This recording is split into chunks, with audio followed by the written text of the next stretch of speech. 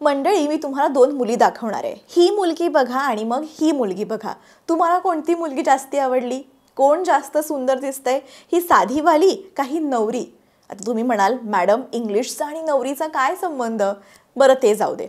तुम्ही आता मला सांगा की तुम्हाला फ्लुएंटली इंग्लिश बोलायचं आहे की असं साधं काम चलाव इंग्लिश बोलायचं आहे? बघा, जर तुम्ही माझे व्हिडिओ बघताय तर मला खात्री आहे, गॅरंटी आहे की तुम्हाला फ्लुएंटली इंग्लिश बोलायचं आहे. तुम्ही जे फोकस करताय ना की साधं आपलं मराठी टू इंग्लिशचं ट्रान्सलेशन शिकूया म्हणजे इंग्लिश आपल्याला येईल, त्याच्यात थोडी वरची पायरी गाठा ना.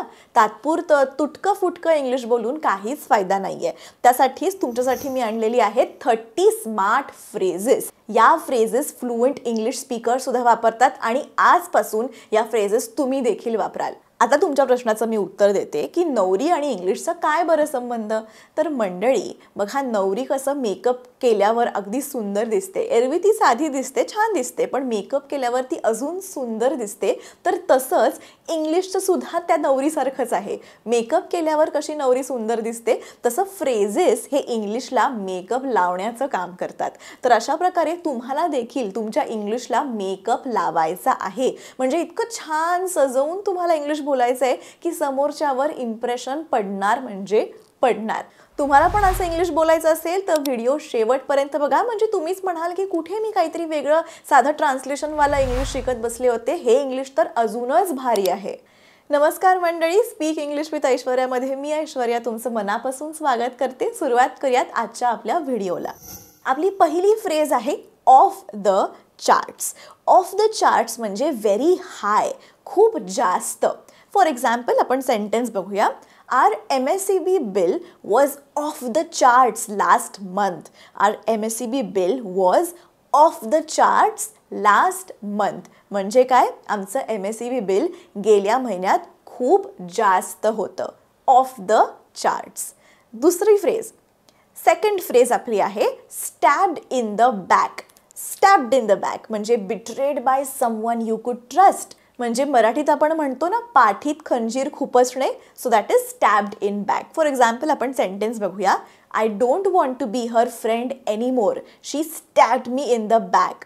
I don't want to be her friend anymore. She stabbed me in the back. मला आता तिचं मित्र बनायचं नाहीये, तिने माझ्या पाठीत वार केलाय किंवा तिने माझ्या पाठीत खंजीर खुपसला आहे. नेक्स्ट फ्रेज बघूया. किल 2 birds with 1 stone.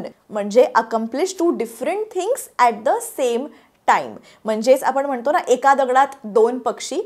एकाच वेळी 2 वेगळ्या गोष्टी जेव्हा आपण पूर्ण करतो, तुम्ही ही फ्रेज इंग्लिशमध्ये वापरू शकता. For example, why not go to the post office on your way to the mall and kill 2 birds with 1 stone. म्हणजेच मॉलला जाताना पोस्ट ऑफिसमध्ये जाऊन एका दगडात 2 पक्षी का नाही मारत? All right. So that is kill 2 birds with 1 stone. Next is piece of cake. Piece of cake म्हणजे मस्तपैकी असा केक घ्यायचा, त्याचे 2-3 तुकडे करायचे आणि खायचे. पीस ऑफ केक नाही. पीस ऑफ केक इंग्लिशमध्ये ह्याचा अर्थ होतो व्हेरी सिम्पल, इझी. म्हणजे साधं किंवा सोपं. सेंटेन्स बघूया म्हणजे तुम्हाला कळेल. This exam was really a piece of cake.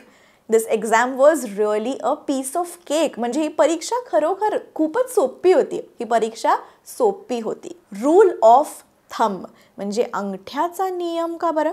Rule of thumb म्हणजे काय? Rule that's not totally precise. It's based on common experience and common sense. म्हणजे असा काही रूल नाही, पण सामान्य अनुभव आणि सामान्य ज्ञानावर आधारित. म्हणजे आपल्याला सांगते ना, म्हणजे कधी कधी बघा आपल्याला आई किंवा आजी सांगते की अगर नाही असंच असतं, ते असंच करतो आपण. म्हणजे माहिती आहे बाबा की असं काही त्याच्यामागे शास्त्र नाही आहे, पण आपल्याला आई किंवा आपले मोठे सांगतात ते आपण ऐकतो. That is rule of thumb. एक एक्झाम्पल सेंटेन्स बघूया. During camping in the jungle, we used to drink a glass of water every 2 hours as a rule of thumb. During camping in the jungle, we used to drink a glass of water every 2 hours as a rule of thumb. म्हणजे जंगलात camping करताना आम्ही नियमानुसार दर 2 तासांनी 1 glass पाणी प्यायचो. पण हा नियम कोणी केलाय? कोणी लिहून ठेवलाय का? नाही. तसं म्हणतात की 2 तासानंतर थोडं थोडं पाणी पित राहावं. So that is rule of thumb. Blow of steam. Next is blow of steam म्हणजे काय? धूर आपल्याला असा करून धूर घालवून टाकायचा आहे का, ब्लो ऑफ करायचा आहे नाही. त्याचा अर्थ असा होतो टू कूल ऑफ, शांत होणे, म्हणजेच रिलीव्ह युअर अँगर, म्हणजे राग शांत करण्यासाठी. Okay, example sentence, I am feeling pretty angry right now, I am going to blow off some steam. I'm feeling pretty angry right now. I'm going to blow off some steam. म्हणजे मला सध्या खूप राग येतोय, मी जरा माझा राग शांत करणार आहे. मला सध्या खूप राग येतोय, मी सध्या राग शांत करणार आहे. Blow off some steam. The ball is in your court. म्हणजे आपण टेनिस खेळतोय आणि मी बॉल तुमच्या साईडला टाकलाय असा अर्थ होत नाही. The ball is in your court म्हणजे it is up to you to make the next move. म्हणजे पुढील वाटचाल करणं तुमच्यावर अवलंबून आहे. आता पुढे तुम्ही काय करणार आहात हे तुमच्यावर अवलंबून आहे. The ball is in your court. For example, I think I have done more than enough to save our marriage. The ball is in your court now. Okay? मी माझ्या नवऱ्याला नाही, असं कोणतरी त्याच्या नवऱ्याला म्हणतंय, I think I have done more than enough to save our marriage. The ball is in your court now. म्हणजे मला असं वाटतं की मी आपलं लग्न वाचवण्यासाठी पुरेसं केलंय. पुढील वाटचाल आता काय करायची हे तुझ्यावर अवलंबून आहे. Okay, the ball is in your court. Next is penny wise, pound foolish. To be extremely careful about small amount of money and not careful about larger amount of money. म्हणजे लहान रकमेबद्दल अत्यंत सावधगिरी बाळगणे आणि मोठ्या रकमेबद्दल पुरेशी काळजी न घेणे. Example, he refused to spend money in repairing the roof. And now the rain has ruined half his furniture. A plain example of penny wise and pound foolish. म्हणजे त्याने छताच्या दुरुस्तीसाठी पैसे खर्च करण्यास नकार दिला आणि छत दुरुस्त नाही केलं, त्यामुळे आता पावसाने त्याचं अर्ध फर्निचर खराब केलंय. मग आता जास्ती त्याला पैसे भरून ते सगळं फर्निचर नीट करावं लागणार, प्लस रूफ नीट करावं लागेल. So that is penny wise, pound foolish. Next is beat around the bush. Beat around the bush म्हणजे avoiding the main topic, not speaking directly about the issue. मुख्य विषय टाळणे. Example sentence, stop beating around the bush and get to your point. Stop beating around the bush and get to your point म्हणजे मुख्य विषय टाळू नकोस, थेट मुद्द्यावर ये किंवा थेट मुद्द्याचं बोल. आपण म्हणतो ना मराठीत, थेट मुद्द्याचं बोल, इकड तिकडेचं बोलू नकोस. So that is stop beating around the bush. All right. Next is think big. म्हणजे काय? Think big, consider ambitious plans. मोठा विचार करा. Think big. You need to think big if you want to succeed in life. You need to think big if you want to succeed in life. जीवनात यशस्वी व्हायचं असेल तर मोठा विचार करायला हवा. ऑलराईट. मोठे एम्स ठेवा, मोठे गोल्स ठेवा. फक्त मला इंग्लिश ट्रान्सलेशन शिकायचं आहे, फक्त इंग्लिश ग्रामर शिकायचं आहे असं तुमचं गोल नसायला पाहिजे. इंग्लिश मला रोज फ्लुएंटली बोलता यायला पाहिजे. कोणी पण माझ्याबरोबर इंग्लिशमध्ये बोलू दे, बॉस असू दे, कलिग असू दे, मुलगा असू दे, आई वडील असू दे, सोसायटीमधले लोक असू दे, फ्रेंड्स असू दे, कोणी पण माझ्याबरोबर इंग्लिशमध्ये बोलू दे, मला फ्लुएंटली उत्तर देता यायला पाहिजे. हे तुमचं गोल पाहिजे. Think big. Alright. So think big. Next phrase is cross your fingers. आता cross your fingers it is a sign of we are hoping for good luck. म्हणजे सगळं चांगलं होऊ दे. आपण म्हणतो ना, अरे देवा सगळं चांगलं होऊ दे. इंग्लिशमध्ये क्रॉसिंग युअर फिंगर्स म्हणजे आय क्रॉस माय फिंगर्स, मला 80% तरी मार्क मिळू दे, किंवा आय क्रॉस माय फिंगर्स, मी इंटरव्ह्यू पास होऊ दे. So that is crossing your fingers. असं करणे म्हणजे आपण चांगली गोष्ट एखादी होऊ दे हे आपण जेव्हा विश करतो, that is cross your fingers. For example, let's keep our fingers crossed that the weather stays nice. Let's keep our fingers crossed that the weather stays nice. म्हणजे यार हवामान चांगलं राहायला पाहिजे. जे काही तुम्हाला मे बी बाहेर जायचं असेल, पाऊस पडायला नको असेल, किंवा जे काही कारण असेल, आपण म्हणतो ना रे आज वेदर चांगलं राहायला पाहिजे किंवा हवा चांगली राहायला पाहिजे. So it is crossing your fingers. Let's cross our fingers that the weather stays nice. ठीक आहे. Next is save for a rainy day. म्हणजे काय? पावसाळ्याच्या दिवसासाठी काय आपल्याला साठवायचं आहे? Save for a rainy day म्हणजे in time of need or trouble. म्हणजे गरज किंवा अडचणीच्या वेळांसाठी आपण जे साठवतो पैसे, so that is basically saving for a rainy day. For example, we R saving money for a rainy day. आम्ही अडचणीसाठी पैसे वाचवत आहोत. म्हणजे आपण फ्युचरमध्ये अडचण प्रेडिक्ट करतो की पुढे जाऊन आपल्याला काहीतरी अडचण येऊ शकते, म्हणून आजपासूनच मी पैसे वाचवतीये. So that is saving for a rainy day. Rainy day म्हणजे इथे ॲक्च्युअलमध्ये पाऊस असा अर्थ नाही घेत आपण, अडचण असा अर्थ घेतो. पण ॲक्च्युली मुंग्या तसंच करतात बघा. मुंग्याला माहिती असतं की पाऊस आल्यावर आपल्याला खायला मिळणार नाही, त्यामुळे पावसाळ्याच्या आधीच ते सगळं खाणं साठवून त्यांच्या वारुळात ठेवतात. सो ॲक्च्युली ते तसं करतात, they save for a rainy day. But आपण रेनी डे म्हणजे we take it as a trouble. Next is a grey area. A grey area एवढीच फ्रेज आहे. तुम्ही म्हणाल मॅडम ग्रे तर रंग आहे, अ ग्रे एरिया ही फ्रेज कशी असू शकते? तर अ ग्रे एरिया म्हणजे where the difference between two things is fuzzy किंवा अनक्लिअर. म्हणजे तिथे दोन गोष्टींमधला फरक अस्पष्ट आहे, आपल्याला कळत नाही आहे की ही गोष्ट आणि ही गोष्टमधला फरक नेमका काय आहे. For example, there are a lot of gray areas where it is hard to decide until you have more information and experience. There are a lot of gray areas where it is hard to decide until you have more information and experience. म्हणजे तुमच्याकडे अधिक माहिती आणि अनुभव येईपर्यंत निर्णय घेणं कठीण आहे. Grey area. Come in handy म्हणजे काय? दोघं जण आपण शेक हँड करून रूममध्ये एंटर करायचं आहे का? कम इन हँडी नाही. कम इन हँडी म्हणजे to be useful at some time. म्हणजे काही वेळा खूप उपयोगाचा किंवा कामाचा असणे, उपयोगी येणे. Come in handy. For example, do learn these phrases, they might come in handy. Do learn these phrases, they might come in handy. म्हणजे ही वाक्य शिका, ते कदाचित तुम्हाला उपयोगी पडतील. ही वाक्य शिका, कदाचित उपयोगी पडतील. Last but not least. ही बऱ्याचदा तुम्ही ऐकली असेल phrase, last but not least. याचा अर्थ आज मी तुम्हाला सांगते. It is just as important as all other items. म्हणजे यादीतील शेवटच्या बाबीबाबत आपण बोलताना ही फ्रेज वापरतो, पण इतरां एवढीच किंवा तितकीच महत्त्वाची ती गोष्ट असते, फक्त आपण शेवटी सांगतो ती गोष्ट. ठीक आहे. Last but not least, I would like to introduce my grandmother Asavari.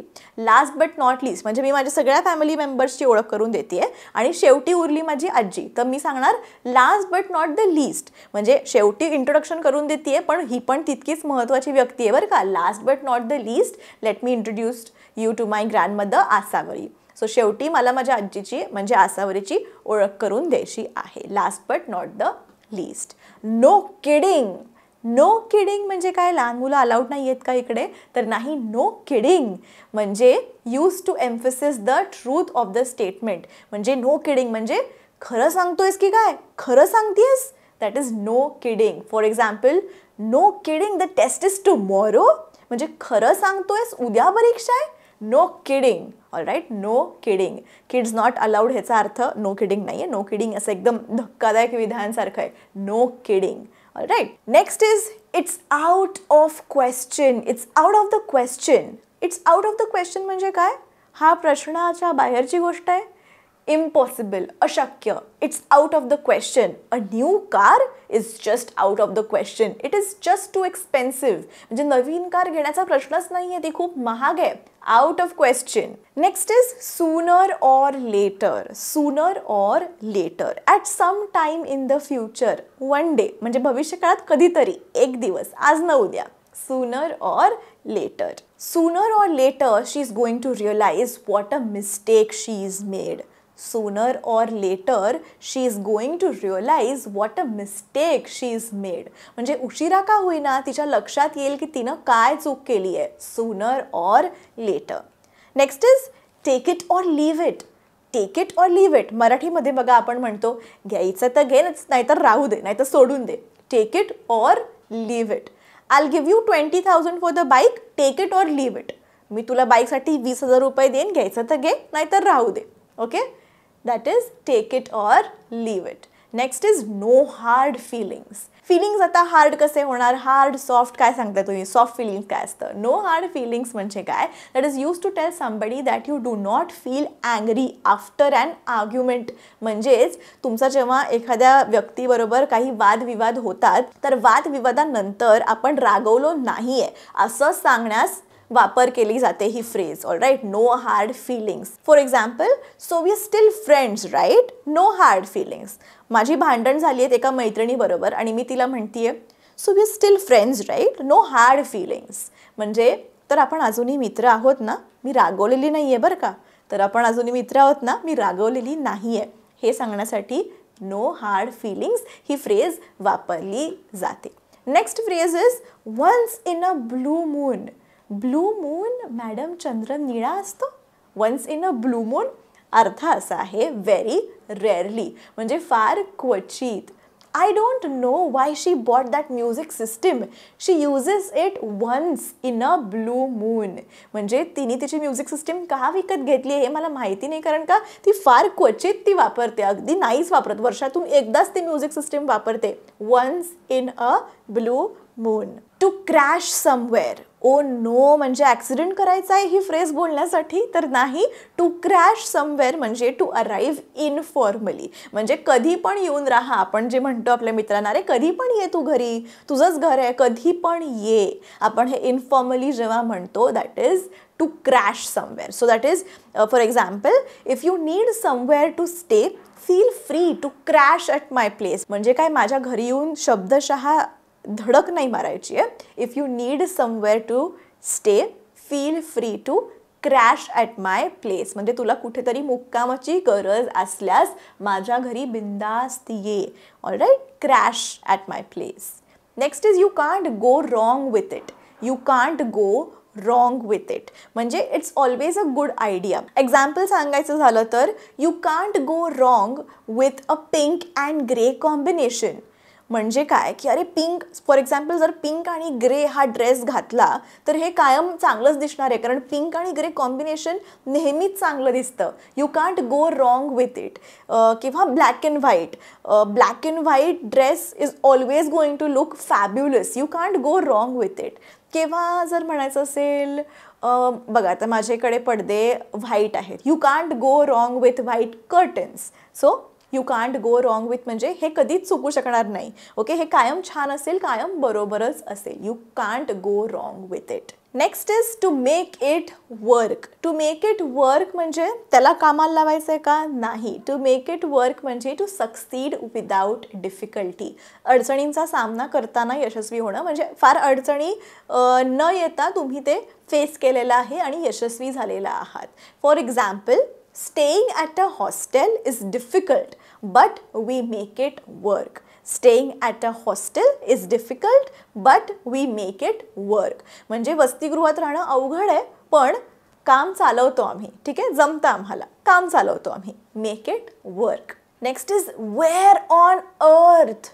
Wear on earth म्हणजे पृथ्वीवर कुठे शोधायचं आहे आपल्याला असा अर्थ होत नाही. Where on earth is a shocking statement. हे एक धक्कादायक विधान आहे. Where on earth. For example, where on earth did you hear that gossip from.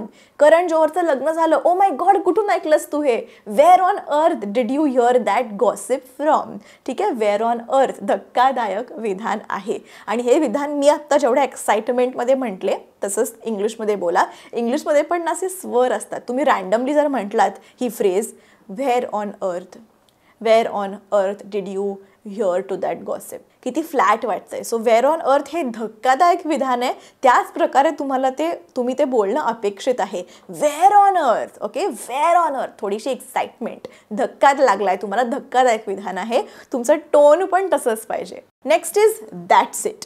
That's it म्हणजे काय, द एंड फॉर यू, शेवट. That's it. For example, that's it, I have had enough of this argument from you. That's it, I have had enough of this argument from you म्हणजे खूप झालं, आता मला काही या विषयावर बोलायचं नाही आहे, किंवा खूप झालं तुझं, मला आता हा विषय नको आहे. That's it. That's it. Next is some may argue that. Some may argue that हे खूप ना दिस इज अ पोलाईट आणि इनडायरेक्ट ओपिनियन, म्हणजे अप्रत्यक्षपणे जर तुम्हाला मत मांडायचं असेल, डायरेक्टली नाही सांगायचं की अरे मला वाटतं की तुझं चुकलंय, हे झालं डायरेक्ट मत. पण सम मे आर्ग्यू दॅट हे खूप एक अप्रत्यक्षपणे मत मांडणं झालं. Example sentence, some may argue that mango flavoured ice cream is better than chocolate ice cream. Okay, some may argue that mango flavoured ice cream is better than chocolate ice cream. म्हणजे काही जणांना असं वाटतं की मँगो फ्लेवरचं आईस्क्रीम चांगलं आहे चॉकलेट आईस्क्रीमपेक्षा. ओके, तुम्ही हे इनफॉर्मली तुमचं अप्रत्यक्षपणे मत मांडताय. पुढे बघूया, to find that. To find that हे ॲक्च्युली फॉर्मल ओपिनियन आहे. मग अशी आपण इनफॉर्मल बघितलं. फॉर्मली एखादं मत तुम्हाला मांडायचं आहे, ओके, तर टू फाइंड दॅट हे वापरू शकता. For example, I find that meditation helps me stay calm and focus better. I find that, okay, माझं मत आहे, काय आहे, I find that meditation helps me stay calm and focus better. Okay, ध्यान केल्याने मी जास्त एकदम काम आणि शांत होते आणि माझं जे फोकस करण्याची माझी जी प्रक्रिया आहे ती अजून चांगली होते. ठीक आहे, I can focus better. Next is to get into something. To get into something म्हणजे कुठे जायचं आहे आपल्याला, कुठल्या खोलीत किंवा कुठल्या सिनेमा थिएटरमध्ये किंवा कुठल्या हॉटेलमध्ये. To get into a car, काय, to get into something is what. To get into something is to become interested in an activity. Physically आपल्याला कुठेतरी जायचं नाही आहे, बट एखाद्या क्रियेत रस घेणे, एखादी हॉबीमध्ये रस घेणे किंवा एखाद्या गोष्टीमध्ये रस घेणे is to get into something. For example, it's easy for an Indian to get into playing cricket. It's easy for an Indian to get into playing cricket. म्हणजे बघा ना, आता लहान मुलं कुठे पण तुम्ही बघा, रस्त्यावर, ग्राउंडवर क्रिकेट आपल्याकडे फार खेळलं जातं. त्यावर आणि फुटबॉल थोडंसं कमी खेळलं जातं, हॉकी थोडंसं कमी खेळलं जातं. So it is easy for an Indian to get into playing cricket. Okay, get into playing cricket म्हणजे एखाद्या ॲक्टिव्हिटीमध्ये रस घेणे. Okay, that is get into. And next phrase, okay, last but not the least is to take up something. बघा, आता मी आधीची phrase वापरली, last but not the least, म्हणजे ही शेवटची फ्रेज मी तुम्हाला सांगतेय, पण शेवटची आहे म्हणून इम्पॉर्टंट नाही आहे असं नाही. शेवटची आहे पण तितकीच महत्त्वाची फ्रेज आहे जितक्या बाकीच्या फ्रेजेस महत्त्वाच्या होत्या. Telling you the last but not the least phrase which is to take up something. To take up something म्हणजे काय, वरून बरणी काढायची आहे का किंवा काही घ्यायचं आहे का. टेक अप समथिंग नाही. टू टेक अप समथिंग म्हणजे to start a new activity, म्हणजे नवीन उपक्रम सुरू करणे. I thought of taking up piano lessons. I thought of taking up piano lessons. म्हणजे मला वाटलं की आता मी पियानो शिकायला पाहिजे. I thought of taking up piano lessons. तर मंडळी, हे होते 30 स्मार्ट फ्रेजेस. भेटूया पुढच्या व्हिडिओमध्ये. तोपर्यंत keep practising English and take care.